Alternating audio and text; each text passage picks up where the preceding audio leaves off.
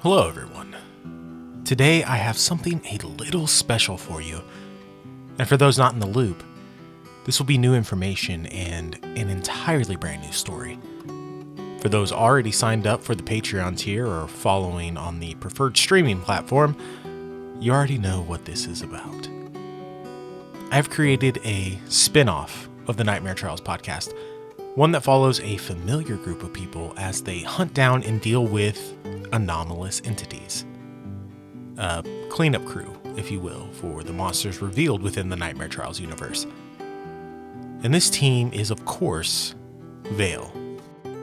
Now, the spinoff itself is a monthly release storyline and will follow Agent Saunders and Agent Blaylen as they track down monsters and do their best to save the world. Think of the X-Files meets Supernatural with a little twist and flavor to it all. And in Season 1, they will be tracking down one of my favorite supernatural killers, Wilbur Porcine, the Pigman himself. Now, this storyline will not be free. I know. In this economy? But ads only pay so much, and if I want to do this full-time, I have to provide more paid offerings. But I am going to keep it reasonable.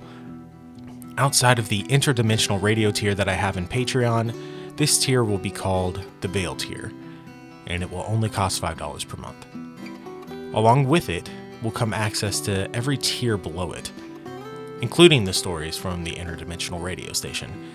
That's one bonus story and a bonus short every month for you for $5.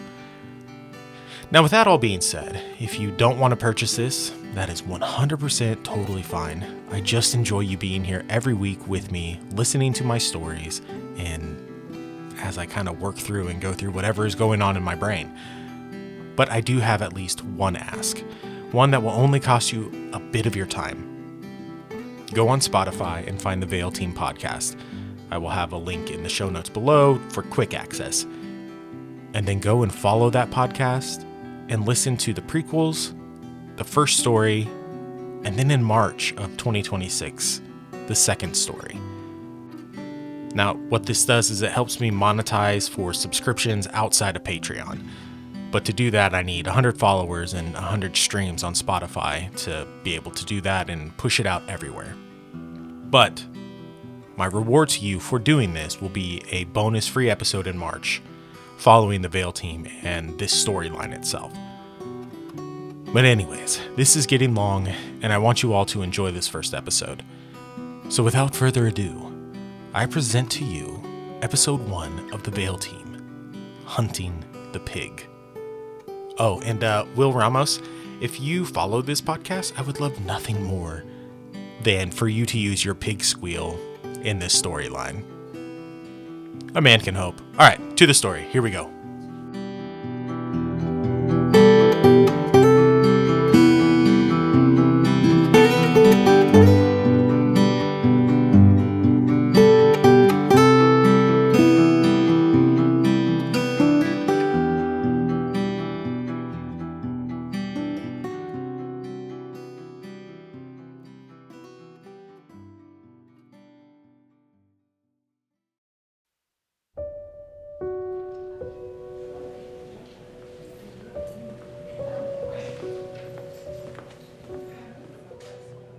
And this spot, right here, this is the deepest spot the two little girls traveled within the cave.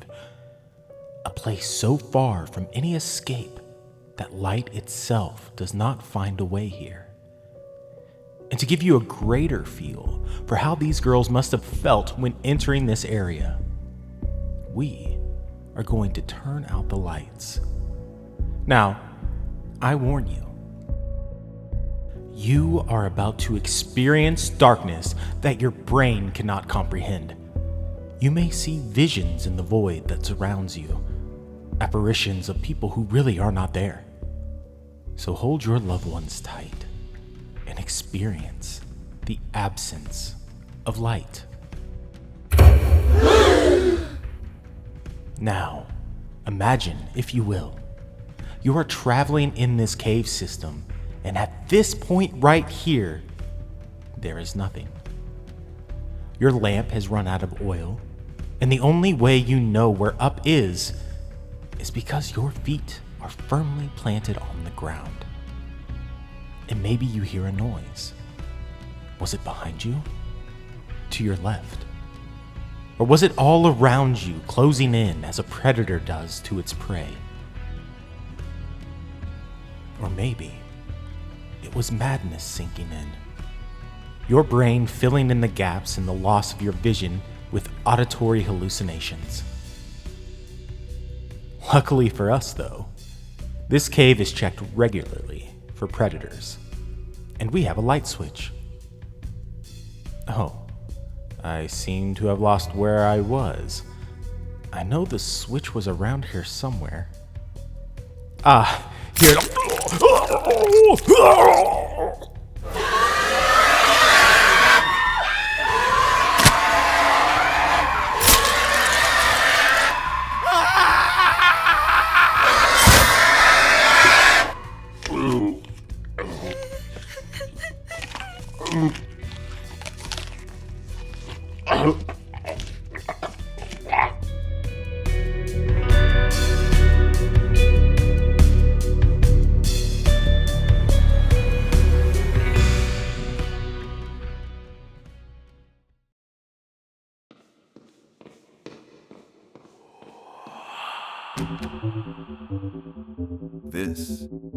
This right here is our next case. I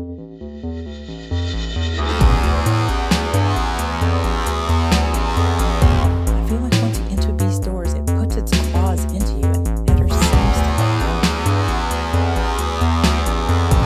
There's blood everywhere. Saunders, what do we do? Stay alert.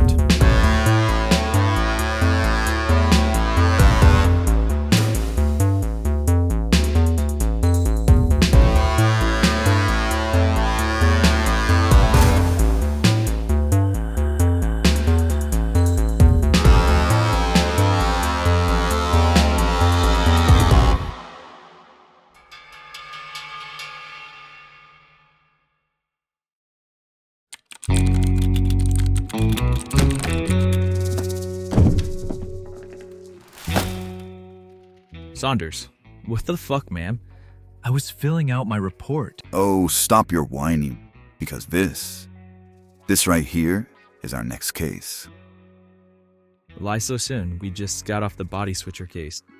I'm still neck deep in filling the paperwork, and I can't understand why they have us jumping through so many damn hoops just to give a baseline analysis of what happened. I mean, we have cameras and audio all over this place, and I'm pretty sure our AI systems can just transcribe and produce an analysis of what happened. There isn't a need for all this manual typing bullshit. I know, it's archaic, and that's a fair point. But it's how the boss man likes it. But just pick that file up and give it a peek. I bet it'll make you want to get that paperwork done even faster.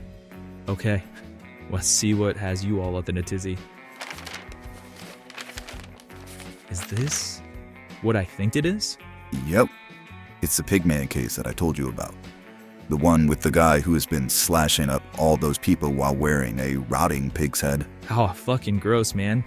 That's the smell like the inside of an asshole. I can't say, but I would know what that smells like, and now I think I know a little bit too much about your love life than I care to know. Oh, fuck off. And so when do we start this case? Right now. But first, you need to finish up that paperwork. Yeah, I'll get right on top of that. Make it click, Rook. I want to get started on this ASAP. Yeah.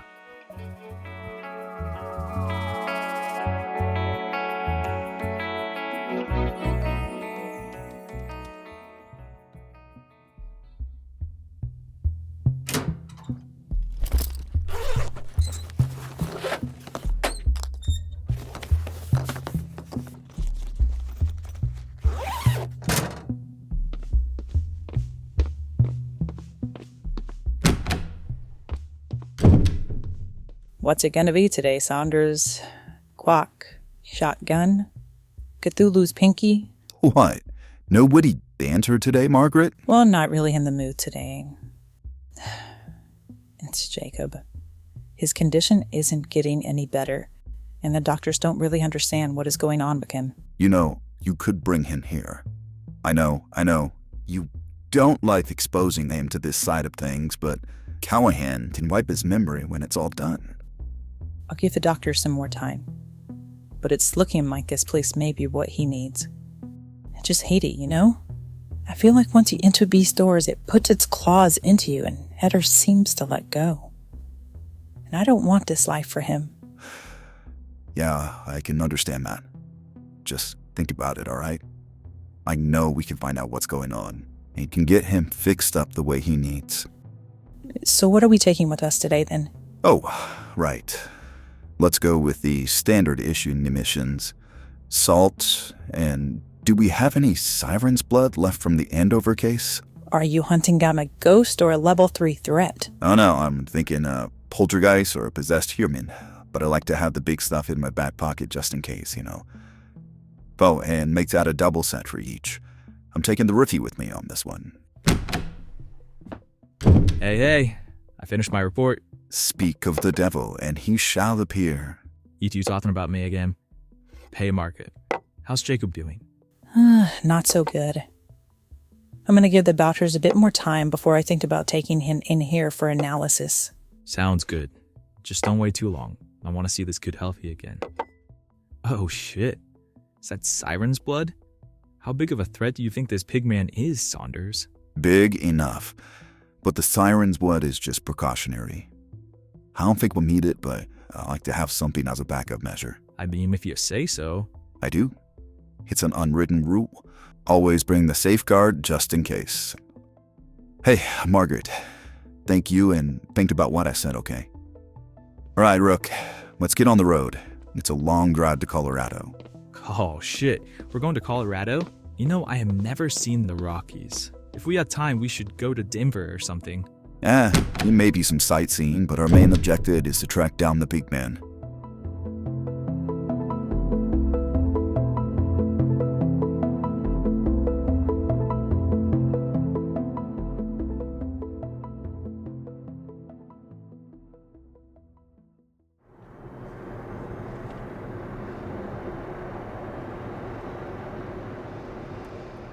Oh, Christ.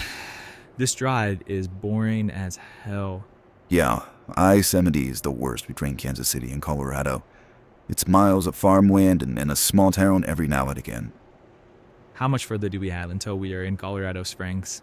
Maybe 3 hours. Hey, why don't you go over the case so far with me? Didn't you read it already? I did, but it's always good to hear it out loud and from another perspective. Something may jump out at us while we're going over it. Might as well. It's not like there's anything else to do. Okay, where do you want to start? Hit me with the most recent event and then go back to the beginning so I can wrap my head around how this is progressing. So, the most recent case popped up in Manitou Springs in the Cave of the Winds. It was the last tour of the day, roughly 10 people. All were killed except for one woman, Tanya Jessup. How were they killed and where? It was during one of the last stops of the tour. The guides like to take their groups to an area deep within the cave where no light is able to reach, except for the lighting that they set up, of course. They give some spiel about how the young girls who found the cave ventured into their spot and still found a way to make it back out in complete darkness. And to lighten the experience up, they shut out all of the lights and stand in complete darkness for a few minutes. Well, that's not terrifying at all. Yeah, you're telling me. I guess it was in that moment that the pigman attacked, killing a tour guide and many of the other tourists. How did he do it? I was getting there. Most of the people were slashed up with what the police report says is a large machete-like object. Others were, oh God, eaten alive. Now how the fuck does that happen? It looked like they were slashed at their Achilles, and as they tried to crawl away, he began to eat them. The autopsy photos show bites taken out of necks, the stomach, and one woman was disemboweled. Christ, you can see the look of fear she had on her face as she died. What the fuck is this thing? I wouldn't guess it to be a man, or even a ghost class of the supernatural. What he is right now isn't important. We'll figure that out later. but I need to know how he got there unnoticed. Is there anything in there about Tanya and how she got out? There isn't too much. It looks like the police never got a full statement from her. What? Are you kidding me? A massacre like this and the one and only survivor doesn't get questioned at all? Yeah, that is odd.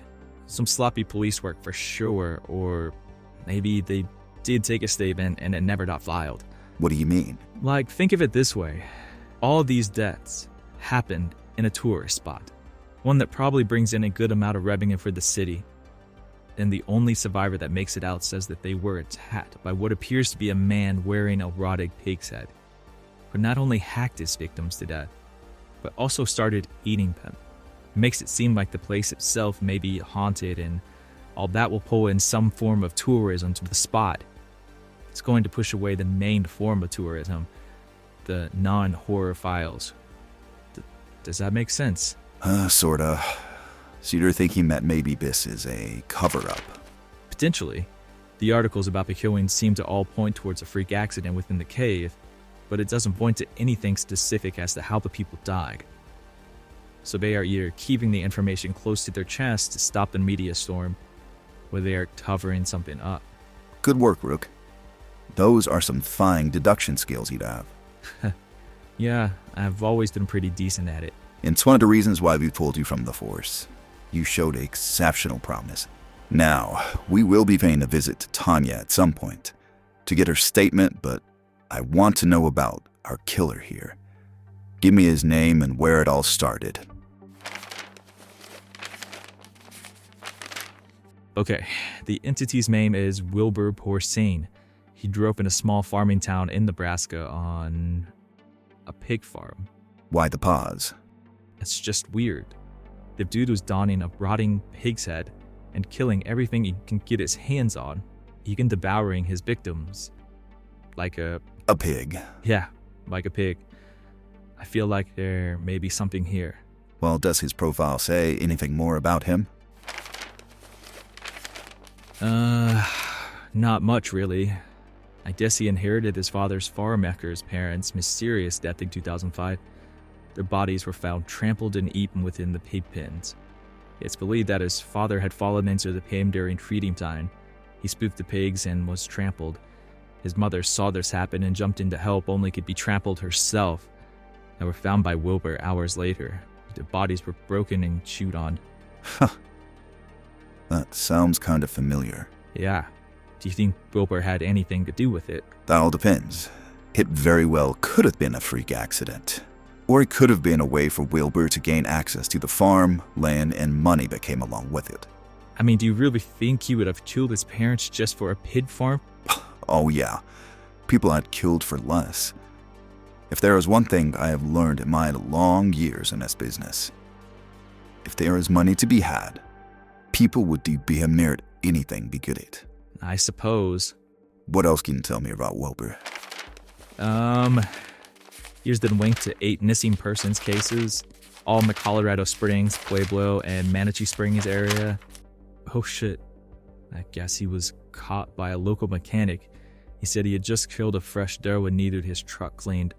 There were a few trash bags in the back leaching blood, and the mechanic found the last victim chopped into sections. He ended up calling the cops, and Wilbur shot himself before he could be apprehended. Typical. Yeah, what an ass. All that killing. And he couldn't face the music in the end. And outside of that, there is a section in here about his reawakening. Oh. Ugh. I guess he hacked up the medical examiner. Is there any more on that? No, not really. There aren't any video files of the attack. I guess the system malfunctioned. Go figure. Oh, and a picture of him pre and post up. Ugh. And they have a picture of his pig's head. Have you seen this thing? Oh yeah, some nasty shit.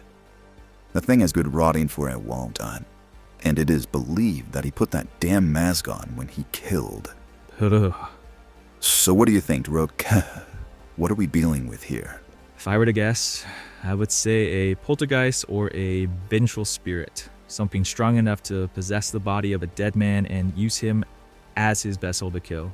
Yeah, I was thinking the same thing. What is it? Well, I can't quite put my finger on it. Something seems off about all of this. Like what? Well, poltergeist hardly ever possess dead bodies, and vengeful spirits usually only attack those who have wronged them. So unless the entirety of Colorado wronged Wilbur, I can't say for sure that we are dealing with any of those. So what do you think he may be, Min? What do you know about borrowed Dodds?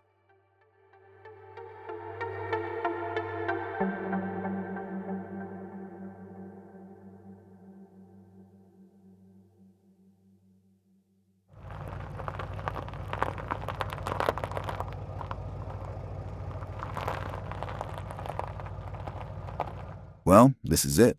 Tanya's house.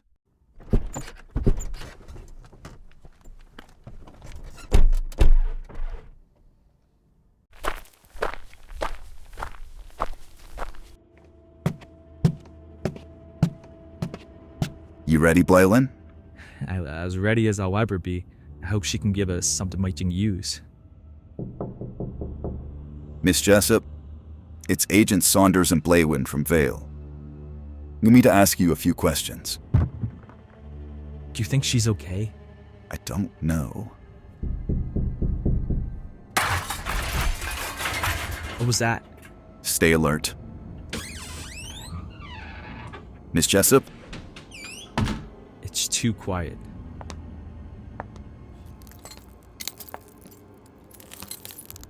Miss Jessup?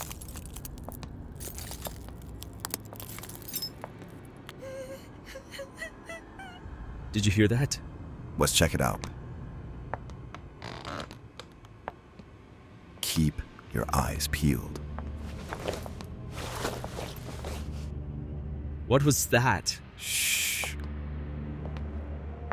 Oh, God. No.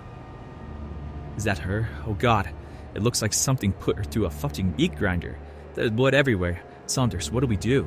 Just stay calm. We're not alone. Get ready. You've come to play.